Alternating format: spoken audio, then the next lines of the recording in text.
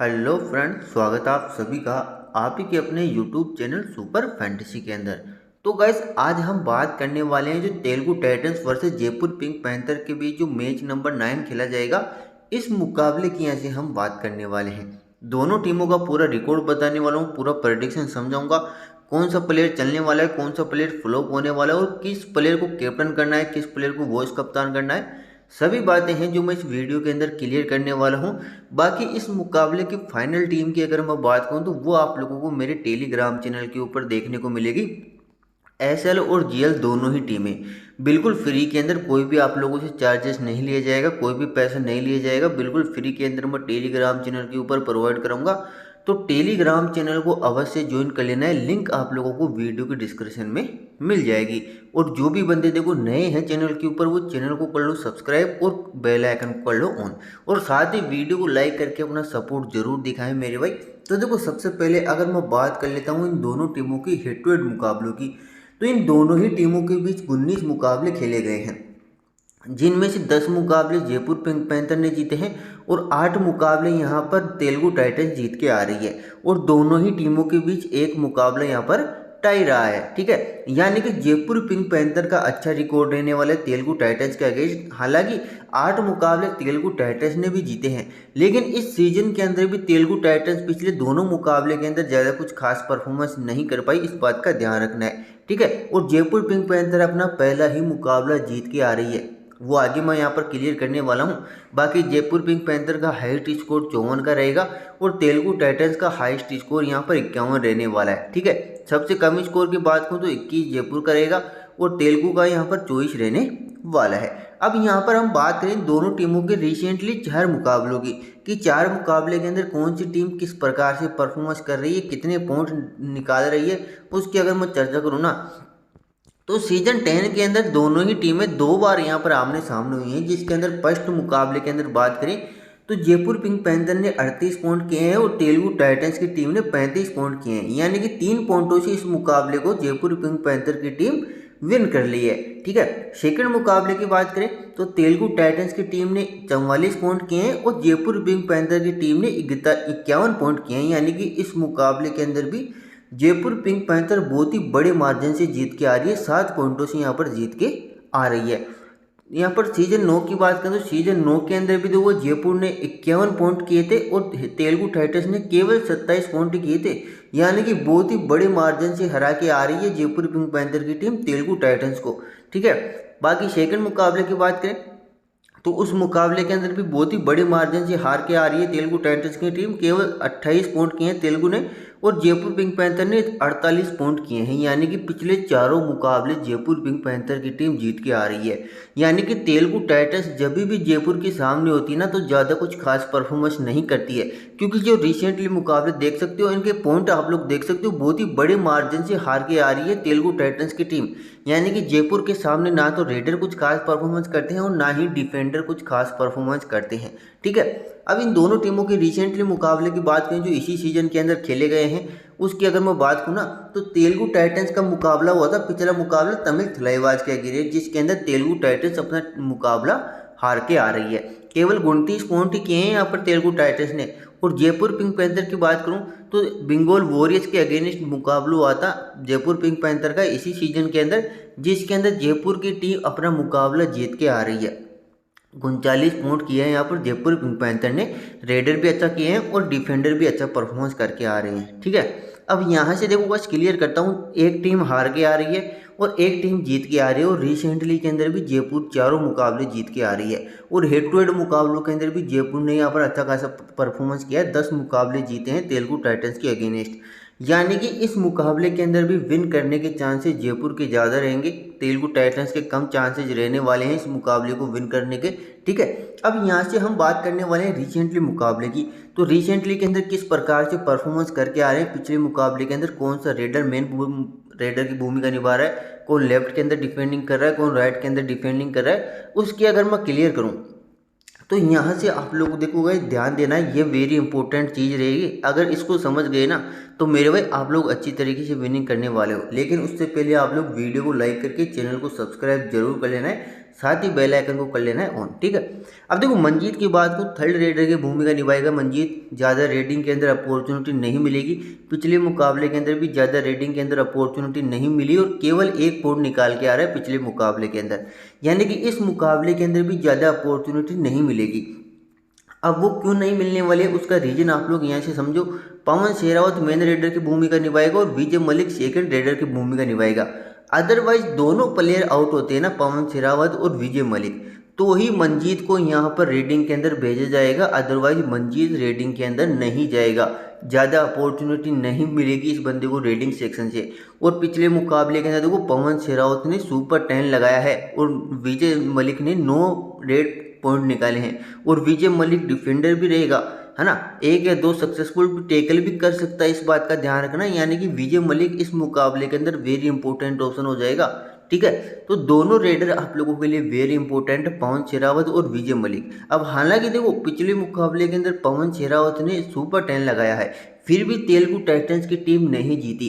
ये पिछले सीजन की तरह ही तेलुगु टाइटंस के प्लेयर रहने वाले हैं, जो कि और कोई प्लेयर तो परफॉर्मेंस नहीं कर रहा है, केवल पवन शेरावत एकमात्र ऐसा प्लेयर है जो परफॉर्मेंस करता है, फिर भी इसकी टीम यहाँ पर हार के आ रही है। ठीक है, सभी प्लेयर परफॉर्मेंस नहीं कर रहे हैं तेलुगु टाइटंस की तरफ से, है ना।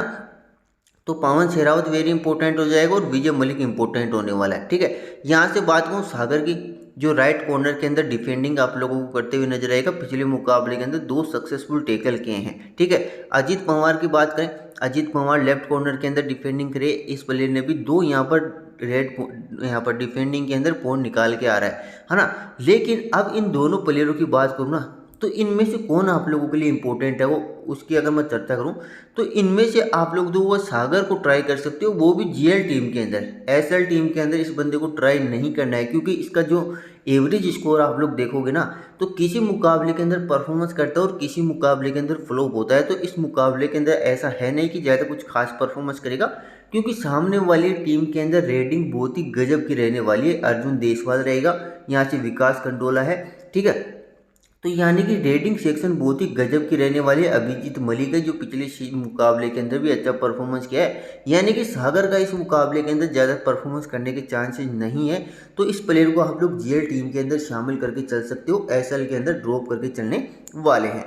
ठीक है, यहाँ से बात करें किशन दुल और यहाँ पर अंकित की। अब देखो वो इस राइट कॉर्नर के अंदर डिफेंडिंग करेगा किशन, ठीक है, और अंकित राइट इनके अंदर डिफेंडिंग करने वाला है। यानी कि देखो वो दोनों ही मेन डिफेंडर पिछले मुकाबले के अंदर फ्लॉप रहे तेलुगु टाइटंस की तरफ से।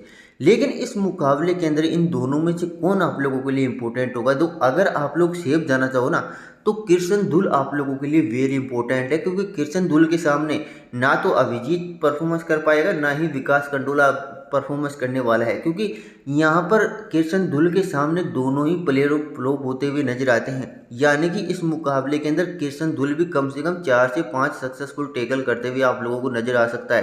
क्योंकि फर्स्ट मुकाबला हुआ था ना तेलुगु टाइटंस का, उस मुकाबले के अंदर किशन दुल ने हाईफाई लगाया था। ठीक है, और इस मुकाबले के अंदर फ्लॉप रहा है, और इस मुकाबले के अंदर जो आने वाला मुकाबला है जयपुर के साथ, इस मुकाबले के अंदर परफॉर्मेंस करते हुए नजर आ सकता है। और अगर आप लोग जीएल टीम बना रहे हो, जीएल के अंदर अगर रिस्क लेना चाहो ना, तो किशन दुल को आप लोग वॉइस कप्तानी के लिए भी ट्राई करके चल सकते हो। वॉइस कैप्टनसी के लिए भी किशन दुल वेरी इंपॉर्टेंट ऑप्शन हो जाएगा। ठीक है, अंकित की बात करूं, अगर आप लोग रिस्क लेकर चलना चाहो एसएल टीम के अंदर भी, तो अंकित आप लोगों के लिए ट्रम्प प्लेयर की भूमिका निभाएगा। हालांकि युवा प्लेयर है, ज़्यादा एक्सपीरियंस है नहीं, लेकिन यहाँ पर जो दूसरी टीम की जो रेडर रहने वाले विकास कंडोला, ये पूरी तरीके से फ्लोप चल रहा है, तो इसके सामने यहाँ पर अंकित हावी हो सकता है। अंकित विकास कंडोला को 1 या 2 पर आउट कर सकता है, तो अंकित यहाँ पर ट्रम्प प्लेयर की भूमिका निभा सकता है। तो इस प्लेयर को आप लोग ट्रम्प कार्ड के रूप में शामिल करके चल सकते हो।